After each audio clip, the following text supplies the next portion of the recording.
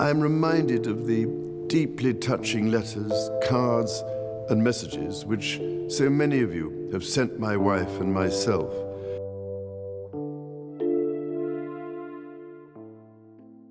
Windsor Palace had been in relative peace ever since Camilla ascended as the Queen Consort alongside King Charles.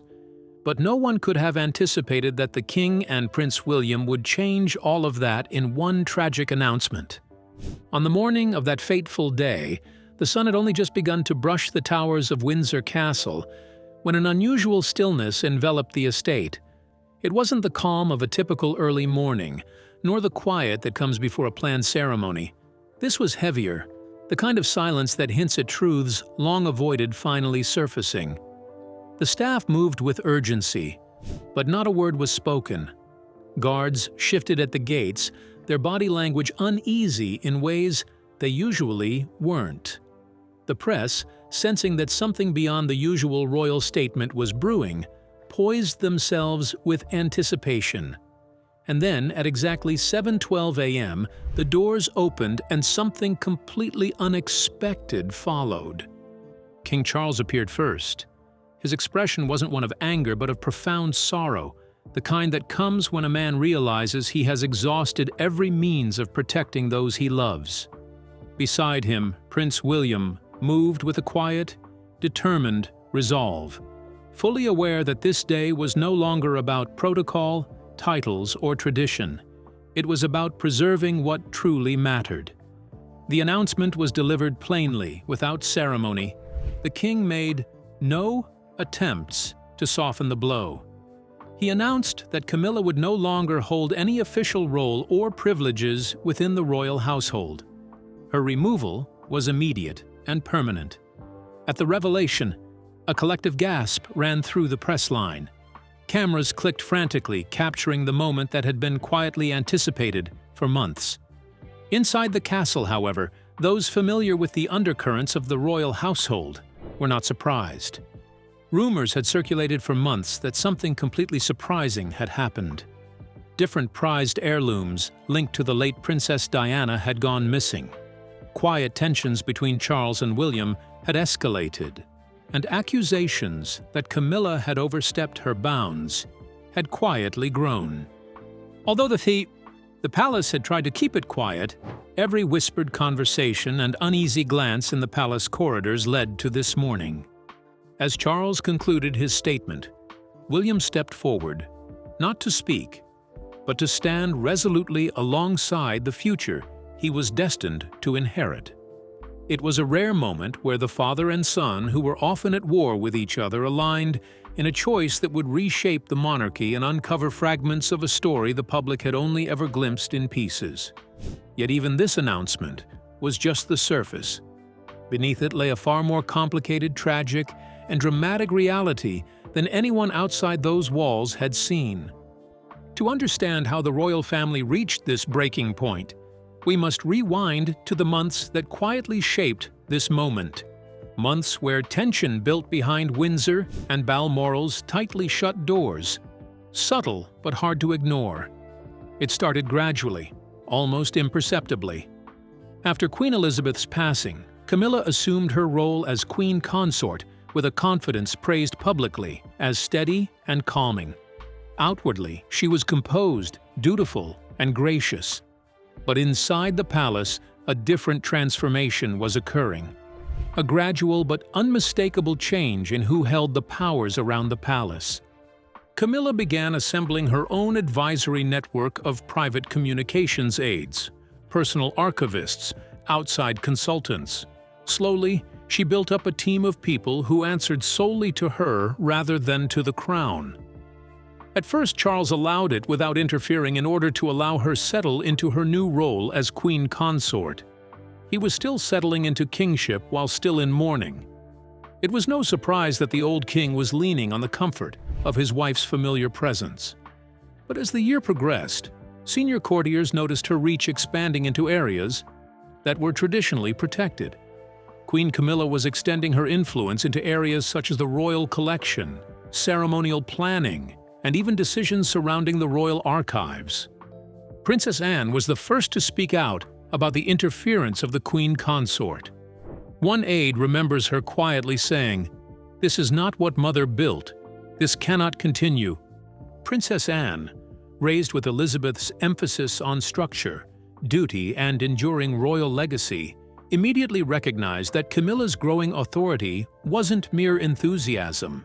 It was a quest for control.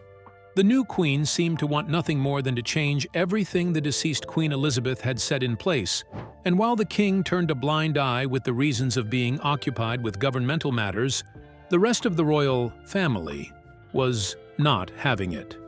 The turning point came in late October when a scheduled audit of Diana's and Elizabeth's personal effects revealed something alarming. Certain items, including a handwritten letter from Elizabeth to William and a sapphire brooch linked to Princess Diana's charity work, were missing. After a careful search, it was discovered that the personal effects were not misplaced. They were simply gone. The only people granted access to that storage wing were two important members of Camilla's private circle, people who only obeyed her direct orders. Prince William's reaction when he learned this was described as silent devastation. To him, the late Princess Diana was not merely a symbol of royalty. She was his mother, the woman whose presence and eventual absence shaped his childhood. Moreover, the late Queen Elizabeth was not simply a monarch. She was his grandmother, the one who had instilled in him the meaning of legacy. On the other hand, Prince Charles, who had initially been torn between duty and emotion, confronted Camilla. But the queen consort's reaction was not only surprising, it was devastating. When Prince Charles confronted the queen consort, her response was dismissive, defensive, and downright unsettling. According to interviewed royal aides who were present during the confrontation, her exact words were, "These relics belong to the crown, not to departed ghosts," she allegedly said. Those words cut through the palace like shards of ice. No one had expected that the queen, who usually acted as though she was dignified and friendly, would desecrate the memories of the two most important women in the royal family. By early November, the tension hanging over the Windsor Palace grounds was no longer subtle. It showed in strained glances at official engagements, in whispered meetings between Charles and Anne, and in William's tightened jaw during public appearances. The stage was set. Yet the real confrontation, the one that would change the entire monarchy, awaited at Balmoral Castle. Long before the public sensed anything, before any announcements were made about the tension, Princess Anne, during a routine review of the royal collection, noticed inconsistencies in the chain of custody logs. Several personal items connected to Princess Diana and Queen Elizabeth had been accessed at unusual hours. Two specific items raised the most alarms. Allegedly, these two items were a miniature portrait of Diana in a sealed archival box and a handwritten letter from Elizabeth addressed privately to Prince William. Both were documented as temporarily relocated for review, but the mystery surrounding them unsettled the royal family. No one knew where the item had been relocated to, and by whom. The deeper Princess Anne investigated, the more troubling the reality of the situation became. The same two names kept appearing, the names of the senior aides from Camilla's private advisory circle. People who should never have had independent access to such emotionally charged and prized items. Princess Anne, who was known for her calm temperament, was never one to dramatize. She went directly to Charles, placing the audit summary on his desk and saying only, "You need to read this." King Charles read it twice, his face tightening. "This must be a mistake," he whispered, though his voice betrayed the doubt he undoubtedly felt. But that was only the beginning. The situation escalated the next morning when William received a message from an archivist who'd served under both Elizabeth and Diana. The archivist, visibly shaken, reported that a sapphire brooch Diana had worn during early charity tours had been removed from its holding case. When she inquired, Camilla's aides told her it was being reviewed for reassignment under updated display guidelines. reassignment. The word struck William like a blow. To the public, Diana's jewelry was just a sign of the glamour and glitter of the royal palace. But to William and his siblings, it was a cherished memory, the only tangible warmth left from his mother. The archivist went further, recalling that one senior member of Camilla's team had said coldly, "We can't keep letting the ghosts of Diana and Elizabeth overshadow the current queen." This was the statement that changed everything. William, incensed, requested a confidential briefing. Surprisingly, he did not go through the usual palace channels, but through Princess Anne. In a quiet corner of Kensington Palace, Anne and William confronted the unbearable weight of what they had uncovered. Anne laid it out plainly. The items were being moved away by Camilla's aides without authorization. They had even gone as far to alter the records, bypassed protocols, all negative acts tracing back to Camilla's inner circle. William didn't need to raise his voice. The fury in his silence was enough. This was no longer a matter of procedure. It was something more shocking. It was a moral violation, a crossing of lines, touching the legacies of the two women who shaped the present of the royal family. Meanwhile, Princess Catherine observed William carefully, aware of what Diana's memory meant to him. She also saw the resurgence of a quiet grief, which had long been restrained by the passing of time. She placed a hand on his arm, quietly whispering her support. This is about more than objects. It's about respect. Outside the palace, the story had not leaked, but inside, tension was palpable. Staff whispered behind closed doors.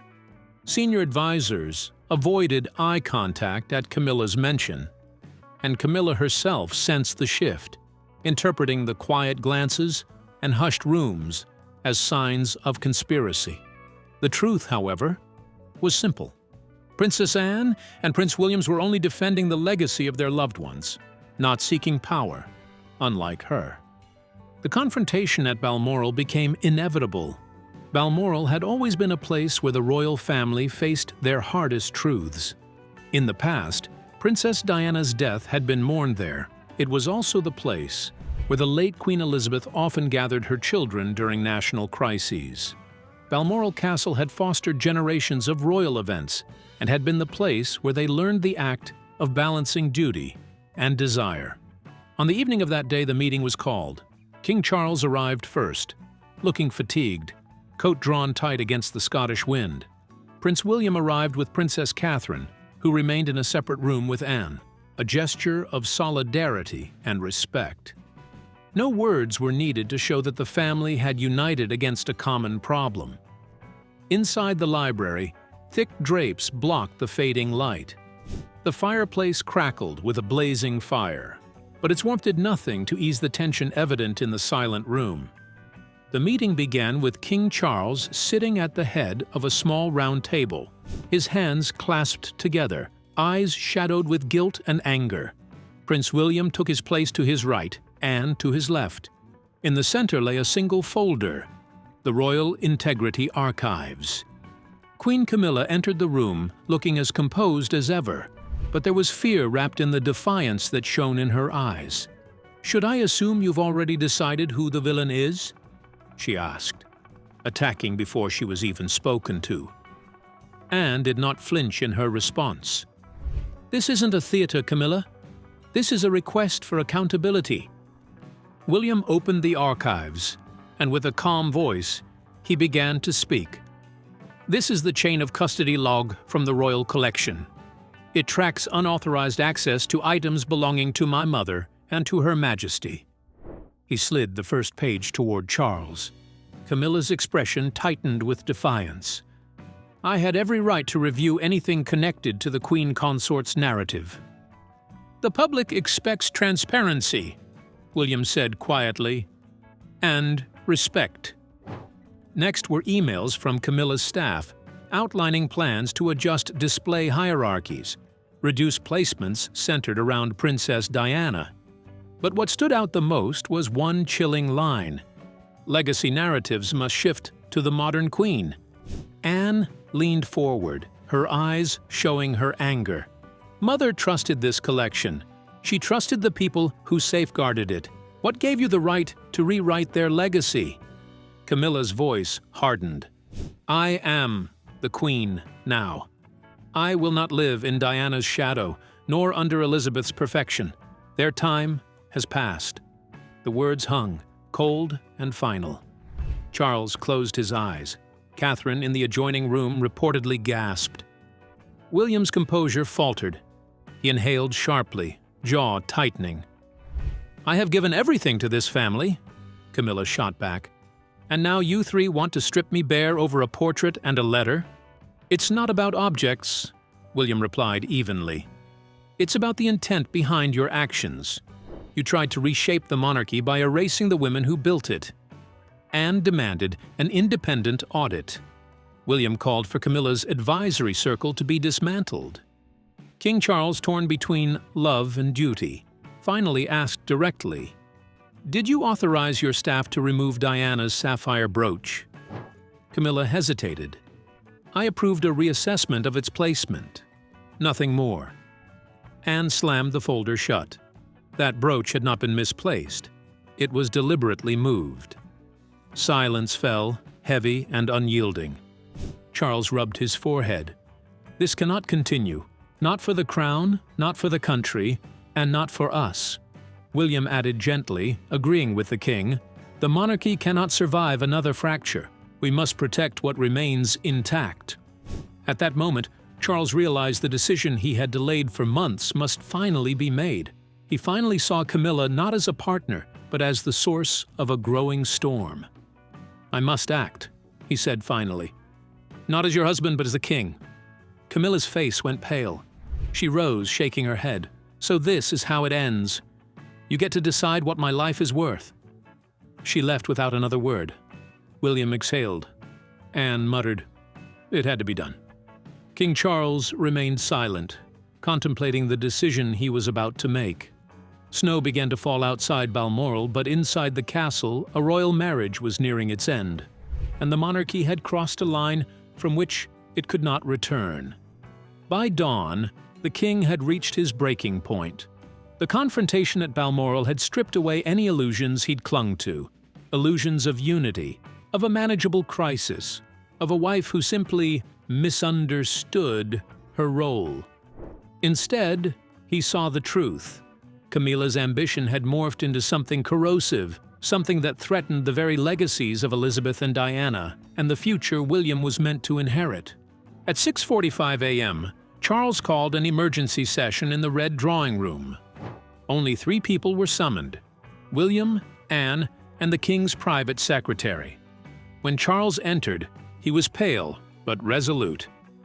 He laid a single document on the table, the Windsor Protocol, drafted overnight by advisors who understood that the monarchy could not survive another crisis of trust.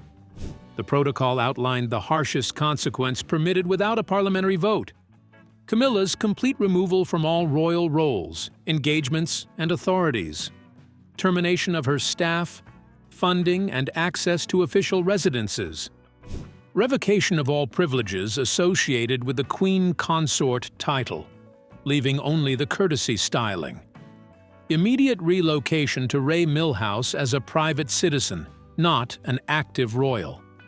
Charles signed first. His hand trembled. William signed second, not with triumph, but with a solemn sense of duty. Anne signed last, concise, unwavering, the embodiment of her mother's discipline. It is done, Charles said quietly. The crown must endure. Those words were the final tolling of a bell that had been ringing for months. At 7:10 a.m., Camilla was informed by the king's private secretary. She appeared at the foot of the staircase, her face drained of color, but burning with disbelief. "You're casting me out?" she whispered. After everything I've done for this family, Charles stood several feet away. He looked older than he had even the night before. "I am protecting this family," he said. A rare moment in which the king overpowered the husband. Camilla's gaze flickered toward William. "So, he wins." William shook his head slowly. "This isn't victory." Her voice rose not in anger, but in something far more heartbreaking. "You think?" Diana would want this? You think Elizabeth would want to see another woman destroyed? Anne stepped forward, her tone calm but unyielding. Mother believed in honor. Diana believed in compassion. Neither believed in rewriting history for personal power. For a moment, the world seemed to narrow to that small space in the hallway where 4 lives that had defined a generation of royal headlines stood on opposite sides of an unbridgeable divide. Then, Camilla turned away, gripping the banister as though steadying herself against a sudden gust of wind. Her departure from Balmoral was quiet. No press, no motorcade, just a single car accompanied by minimal security, driving her south toward a future she had never imagined for herself. But her dismissal was not the end of it. Soon, across the United Kingdom, televisions flickered with breaking news banners. Numerous radio stations interrupted their morning programming, and newspapers rushed to release emergency digital editions. The story traveled with the speed of lightning. The Queen consort, Camilla, had been exiled and permanently removed.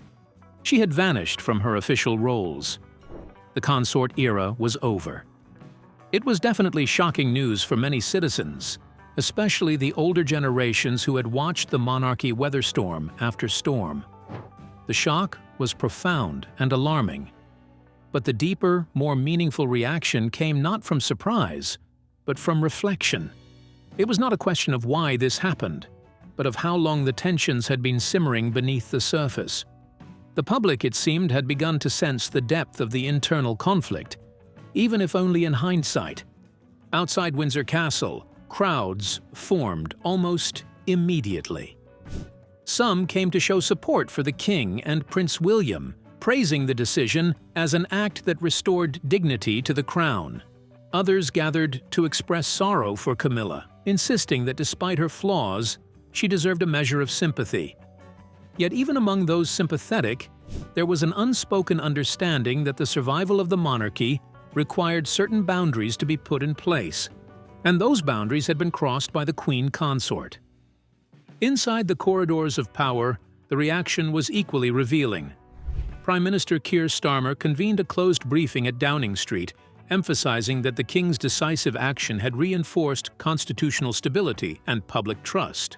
Opposition parties, normally quick to exploit royal controversies for political gain, maintained an unusual silence, an acknowledgement of the gravity of what had just occurred.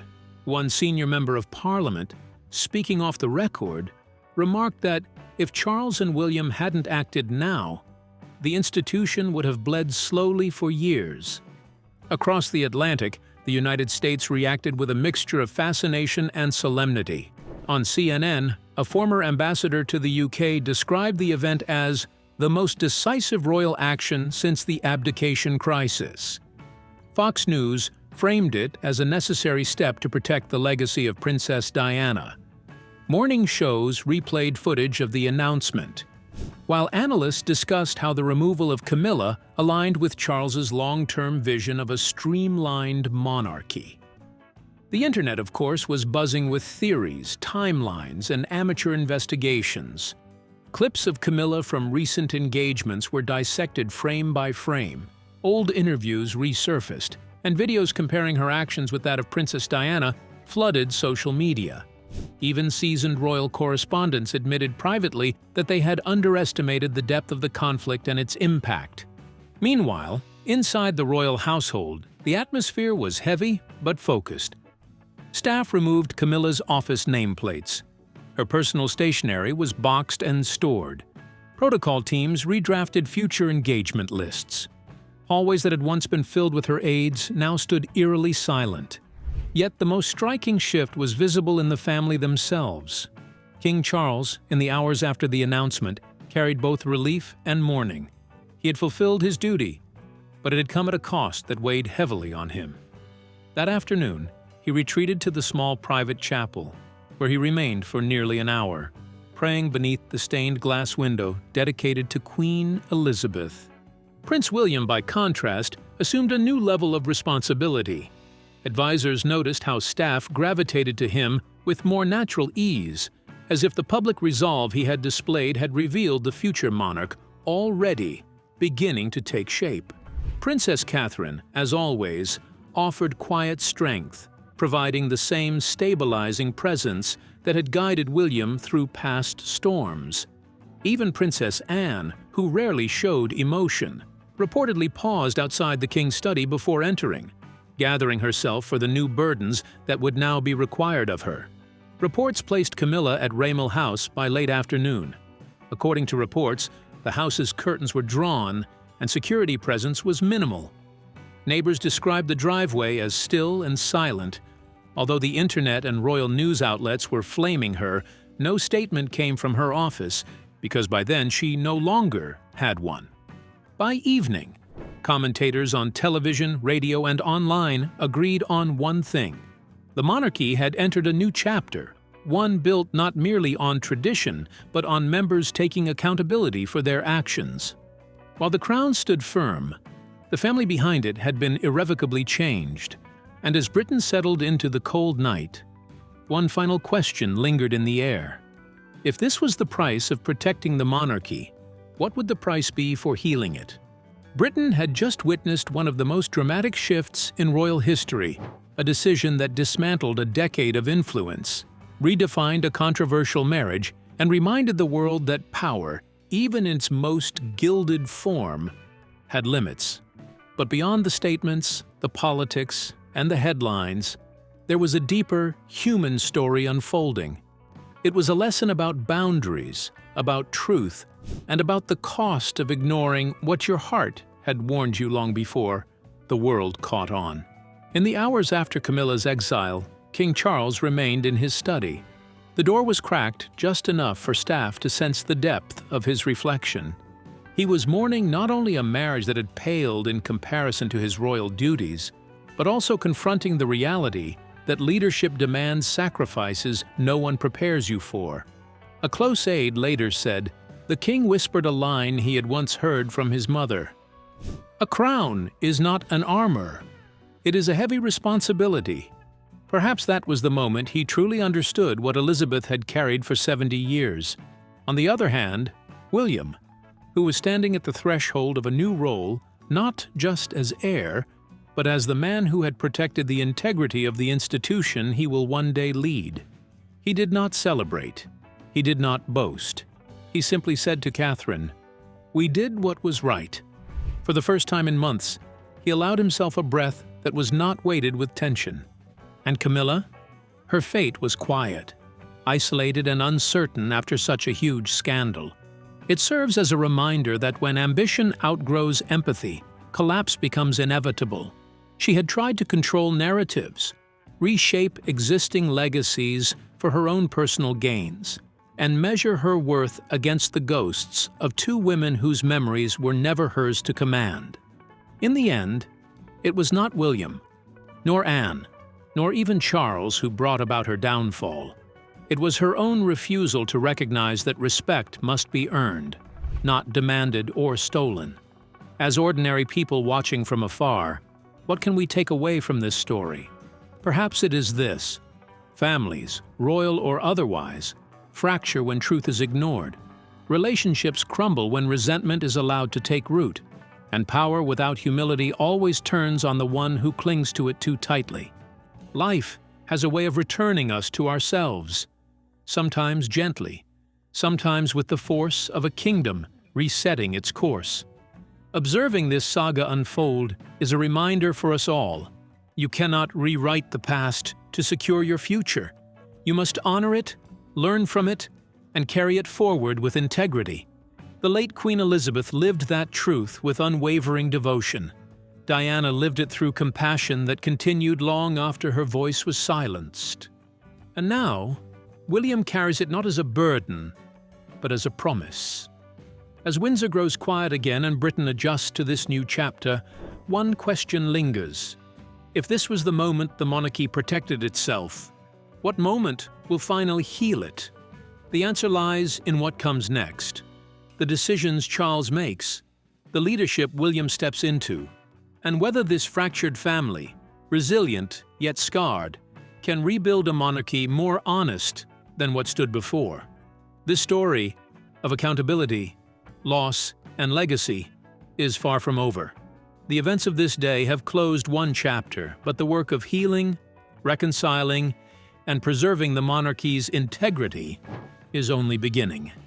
And that, dear viewer, is a story still waiting to be told. Thank you for staying with us. What do you think of Queen Camilla's attempt to change the legacy of the royal family? Do you think King Charles did the right thing by taking away her official duties? Share your opinions with us in the comments. Remember to like, share, and subscribe for more. Also, click the following video shown on your screen. You will enjoy it.